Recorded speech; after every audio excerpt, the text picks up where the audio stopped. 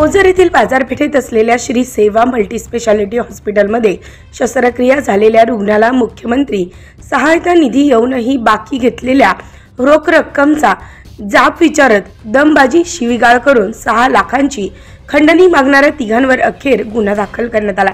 हॉस्पिटलचे संचालक डॉक्टर विश्वनाथ पाटील यांनी दिलेल्या फिर्यादीत म्हटलंय की काही महिन्यापूर्वी स्वाती युवराज बंदरे या उपचारासाठी श्री सेवा हॉस्पिटल येथे दाखल झाल्या। महत्त्वाच्या आरोग्य तपासण्या झाल्यानंतर मेंदूच्या उजव्या बाजूला शस्त्रक्रिया करण्याचे निदान केले।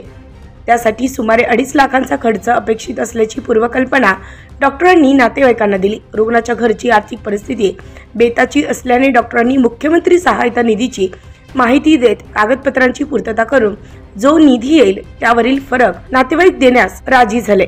मेंदूची ठरलेली शस्त्रक्रिया पार पडल्यानंतर सहायता निधीतून 1 लाख रुपये हॉस्पिटलच्या बँक खात्यात जमा झाले।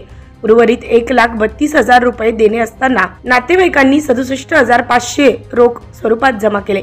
आर्थिक स्थिती बेताची असल्याने उर्वरित रक्कम मी उत्तरदायित्व दाखवत आग्रह न धरता रुग्णास घरी सोडले।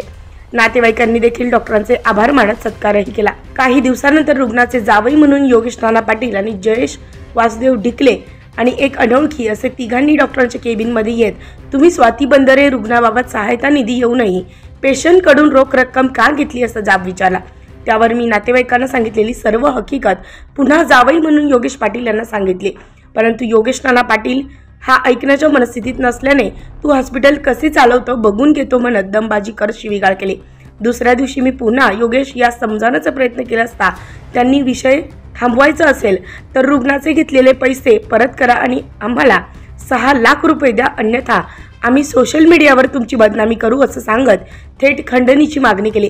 यावर सामाजिक भान लक्षात घेऊन अनेक वेळा समजावण्याचा प्रयत्न केल्याचं डॉक्टरांनी सांगितलं, पण तिघांची तंबाजी देऊन रक्कम मागणी सुरूच असल्याने जेरीस आलेल्या रुग्णालय प्रशासनाने मुख्यमंत्री सहायता निधीची आलेली रक्कम देखील परत शासनास पाठवून दिली। नंतर प्रकरणात कुठलेही तथ्य उरलेले नसताना तिघांनी खंडणीची मागणी सतत सुरू ठेवली।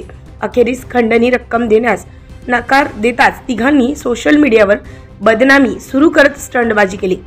अखेर अप्पर पोलीस अधीक्षक यांची भेट घेतल्यानंतर ओझर पोलीस ठाणे येथे फिर्याद दाखल करण्यात आली। त्यात योगेश नाना पाटील, जयेश वासुदेव ढिकले आणि अन्य एक अशा तिघांवर पोलिसांनी गुन्हा दाखल केला असून पुढील तपास पोलीस कॉन्स्टेबल दिनकर वाघेरे करत आहे।